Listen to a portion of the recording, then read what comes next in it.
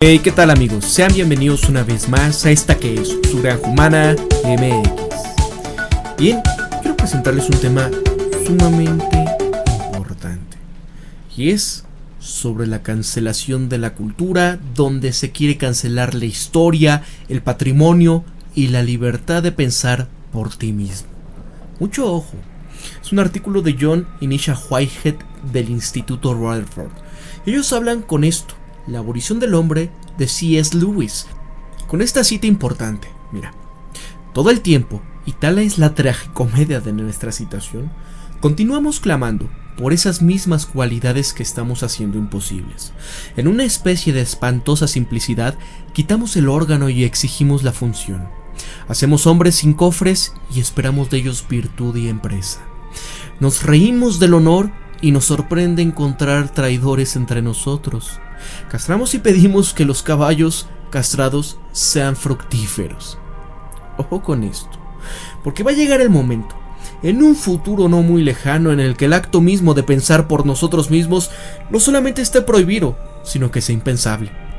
Y es que estamos siendo desviados por el camino hacia ese futuro distópico en este momento, impulsados por las fuerzas políticamente correctas que, si bien pueden haber comenzado con las mejores intenciones, han sido víctimas del canto de sirenas autoritario del estado de Niñera, que está prometiendo ya salvar a la población de los males que solamente unos pocos elegidos son lo suficientemente, entre comillas, sabios para reconocer como tal. Y es que como resultado estamos siendo infantilizados hasta la saciedad, dictados incesantemente y a la fuerza aislados de imágenes y sonidos entre comillas peligrosos, ideas de que supuestamente somos bastante frágiles, demasiado vulnerables o demasiado susceptibles o demasiado ignorantes como para estar expuestos sin protección. Esto es la llamada de la élite. Y es que, habiendo llegado a la conclusión de que no podemos confiar en que nosotros, la gente, pensemos por nosotros mismos, estos poderes fácticos se han encargado de reordenar nuestro mundo en uno en el que ellos piensen por nosotros. Y lo que tenemos que hacer es caer en esa narrativa. Aquellos que no se estén alineando con el pensamiento de grupo autorizado por el gobierno, aquellos que se resistan, que se atrevan a pensar por sí mismos, que se atrevan a adoptar puntos de vista que son distintos o posiblemente incorrectos u odiosos, serán tildados de extremosos, de beligerantes, de deplorables, de rehudizos, serán censurados y silenciados. Las consecuencias son como cabría de esperar: la cancelación de la cultura, la corrección política amplificada con esteroides, y es esta farisaica de una era narcisista y una pseudomoralidad comercializada en masa que es poco más que fascismo disfrazado de tolerancia. Nos ha llevado a una era de la intolerancia, de la tecnovigilancia, de los tecnosensores, de aquellos bullies de las redes sociales y guardianes del gobierno. Porque sí, amigos, hay grandes granjas de este tipo de gente para proteger el discurso. Solo analicen lo que estuvo sucediendo con Twitter y la desesperación de todos los gobiernos a nivel mundial para poder controlarlo y llevarlo una vez más hasta esta situación del control de la gran narrativa. Ahora todo es blanco para la censura si puede interpretarse como si fuese odioso, o que hiere a alguien, o que es intolerante u ofensivo, siempre que vaya obviamente en contra del punto de vista que se ha establecido. Y de esta forma, los temas más controvertidos de nuestros días, como raza, religión, sexo, sexualidad, política, ciencia, salud, corrupción gubernamental, brutalidad, etc., se ha convertido en un campo de batalla para quienes dicen creer en la libertad, ya sea de estas mismas cosas, de prensa, de expresión, de reunión, de religión, de reparación, de intimidad, de integridad corporal, etc. Pero solo cuando se favorezca la opinión y la posición que se está sustentando por el mismo sistema y la gran narrativa. La última víctima de este rígido reordenamiento del mundo, en uno en el que se van a eliminar a estos vestigios de los errores del pasado, proviene del Departamento de Educación de Nueva York, que ya ha ordenado a las escuelas que se deje de usar referencias de nativos americanos en las mascotas, los nombres de los equipos y logotipos. Ya no va a haber equipos con nombres que tenga que ver con ello. Precisamente para el final del año escolar actual, o van a enfrentar sanciones que incluyen la pérdida de la ayuda estatal. Y aquí se citan preocupaciones sobre temas raciales, en la necesidad de cumplir con la ley de la dignidad de todos los estudiantes del Estado.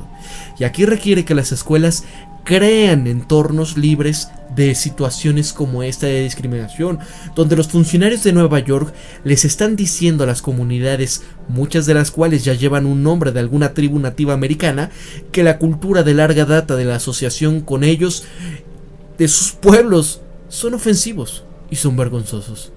Bueno, pues más de 100 escuelas en 60 distritos escolares de todo el estado de Nueva York ya tienen apodos o mascotas que hacen referencia a los nativos americanos. El costo de despojar a sus comunidades de dichas marcas e imágenes será significativo, y un distrito escolar estima que el costo de eliminar las imágenes de ellos del piso del gimnasio va a ser de $60,000. Este impulso para desinfectar supuestamente a las escuelas de Nueva York de estos logotipos e imágenes de nativos americanos porque los llama ofensivos, se produce inmediatamente después de campañas iconoclastas para liberar al país de cualquier cosa y persona que pueda ofender la sensibilidad hoy en día. ¿Se acuerdan, amigos? Esta marca de harina de hot cakes de Aunt Jemima, incluso le cambiaron el nombre, le quitaron la imagen de esta señora que aparecía ahí, porque supuestamente esto causa controversia. Y miren, se han derribado monumentos, se han cambiado nombres de escuelas y calles, se han quitado los nombres de los benefactores, de cárteles destacados en la búsqueda de una época más ilustrada. Pero estas no son tácticas nuevas, porque desde los tiempos del Imperio Bizantino, cuando el emperador León III había ordenado la destrucción de todas las imágenes cristianas porque las consideraba idolatría y heréticas, los movimientos políticos han recurrido a la destrucción de monumentos, estatuas e imágenes de la época como medio visual, aquí por ejercer su poder y vencer a sus enemigos, incluso en la conquista española de América. ¿Qué pasaba con todos los pueblos, sus culturas, sus imágenes, sus templos? Los destruyeron. Hemos estado atrapados en este ciclo intolerante, farisaico y destructivo, impulsado por una mafia de iconoclastia que quema libros, que derriba estatuas y borra la historia desde entonces. Y como lo explicaba el crítico arte Alexander Adams, mira, la iconoclastia es una actividad distribuida equitativamente entre la izquierda y la derecha del espectro político, principalmente en los extremos. La ideología intolerante que se niega a aceptar una coexistencia de puntos de vista alternativos adopta la postura de que las ideas dentro del arte no se pueden pronunciar ni soportar, y es que en realidad serán perjudiciales y peligrosas para los vulnerables. El activista político se reservará el derecho de editar retrospectivamente nuestra historia para su satisfacción, de esta manera eliminando todas estas imágenes, elementos fijos de la vida cívica, incrustando en la memoria de las generaciones.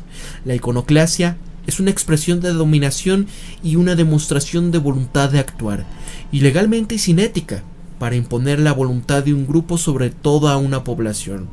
De esta manera va a afirmar el control sobre todos los aspectos de una sociedad. El activista va a argumentar que el arte público, acumulado poco a poco durante esto, donde sus valores que cuentan, es la que se va a encargar de corregir la historia a través de estos monstruosos actos de egoísmo. Y es una corrección cuando implica destrucción, cuando implica alterar permanentemente el legado cultural, donde se reduce la amplitud de la experiencia humana disponible para las generaciones que siguen a la nuestra. Vean lo que han hecho con todas estas obras de entretenimiento, supongamos, ¿no? Ahora, con estos remakes, ¿no? Que estamos viendo en las películas, en la música, ¿qué está pasando? En un mundo así, no puede haber un debate, ni viaje hacia la comprensión, ni posibilidad de aprender de los errores de uno o incluso cometer errores que son exclusivamente suyos. Solo hay obediencia y conformidad con el gobierno, sus amos corporativos y la mentalidad de la mafia predominante.